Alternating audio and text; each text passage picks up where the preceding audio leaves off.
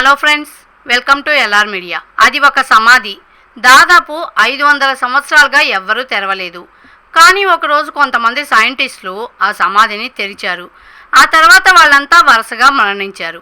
కారణం ఏంటి? దీని గురించి సైన్స్ ఏం చెప్తోంది? ఈరోజు పోలాండ్ చరిత్రలో అత్యంత భయానక రహస్యాల్లో ఒకటైన కర్స్ ఆఫ్ ది కింగ్ మిస్టరీని తెలుసుకుందాం. ఈ స్టోరీ పోలాండ్ దేశంలోని వావెల్ కేథడ్రల్తో ప్రారంభమవుతుంది.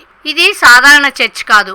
శతాబ్దాల పాటు పోలాండ్ రాజులు, రాణులు, వీర యోధులు సమాధి చేయబడిన చారిత్రక స్థలం. అక్కడే 16వ శతాబ్దానికి చెందిన ఫేమస్ రాజైన కాసిమిర్ ఫోర్ జాగిలోన్ సమాధి ఉంది. ఈ రాజు పోలాండ్ చరిత్రలో అత్యంత ప్రభావవంతమైన పాలకుల్లో ఒకరు. 1484లో మరణించిన ఆయన సమాధి దాదాపు 500 సంవత్సరాల పాటు ఎవరూ తెరవలేదు.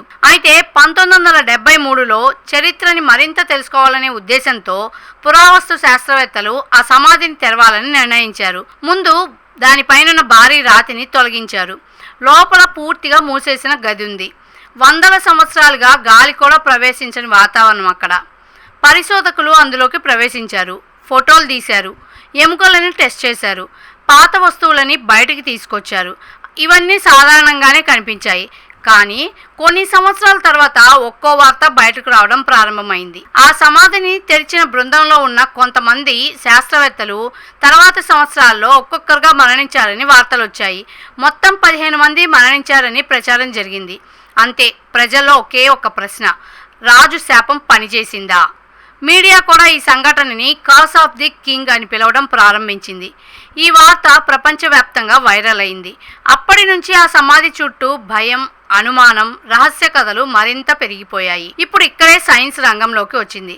శాస్త్రవేత్తలు మళ్ళీ ఆ సమాధిని పరిశీలించారు. అక్కడి గోడలు, చెక్క వస్తువులు, దుమ్ము, గాలి నమూనాలని పరీక్షించారు. ఆ పరీక్షల్లో ఒక ఆశ్చర్యకరమైన విషయం బయటపడింది. సమాధిలో ఆస్పెర్గిల్లస్ ఫ్లేవస్ అనే ఒక డేంజరస్ ఫంగస్ ఉన్నట్టు గుర్తించారు. ఈ ఫంగస్ చాలా సంవత్సరాల పాటు గాలి, వెలుతురు చొరబడని మూసివేసిన ప్రదేశాల్లో జీవించగలదు. దీని నుంచి విడుదలయ్యే సూక్ష్మ కణాలు గాలిలో కలిసిపోతాయి. వాటిని మనిషి శ్వాస ద్వారా లోపలికి తీసుకుంటే, ప్రత్యేకంగా రోగనిరోధక శక్తి తక్కువగా ఉన్న వారిలో తీవ్రమైన ఊపిరితిత్తుల ఇన్ఫెక్షన్లు, ఎలర్జీలు, శ్వాసకోశ సమస్యలు, కొన్ని సందర్భాల్లో ప్రాణాపాయం కూడా కలిగించే అవకాశం ఉంటుంది. అంటే ఆ సమాధిలోకి వెళ్ళిన వారిలో కొంతమంది ఈ ఫంగస్ ప్రభావానికి గురై ఉండొచ్చని పరిశోధకులు భావించారు. ఇక్కడే చాలా మంది మిస్ అయ్యే ఒక ముఖ్యమైన విషయం ఉంది. 15 మంది మరణించారు అనే విషయం చాలా కథల్లో వినిపిస్తుంది. కానీ వారందరూ కేవలం అదే ఫంగస్ కారణంగానే మరణించారని ఖచ్చితంగా నిరూపించే శాస్త్రీయ ఆధారాలు ఏవీ లేవు. ఎందుకంటే ఆ మరణాలు ఒకే సమయంలో జరగలేదు, కొన్ని సంవత్సరాల వ్యవధిలో జరిగాయి. కొంతమంది వృద్ధాప్యం వల్ల కూడా మరణించారు. మరికొందరికి వేర్వేరు ఆరోగ్య సమస్యలు ఉన్నాయి. అందువల్ల శాపం వల్లే 15 మంది మరణించారు అని చెప్పడానికి శాస్త్రీయ ఆధారాలు లేవు. కానీ సమాధిలో ఉన్న హానికరమైన ఫంగస్ కొంతమందిపై ప్రభావం చూపి ఉండొచ్చని మాత్రం శాస్త్రవేత్తలు భావిస్తున్నారు. అయితే ఇది ఒక పోలాండ్లోనే కాదు, 1922లో ఈజిప్టులో టూటన్ ఖామున్ సమాధి తెరిచిన తర్వాత కూడా ఫారో శాపం కథలు ప్రపంచవ్యాప్తంగా సంచలనం సృష్టించాయి.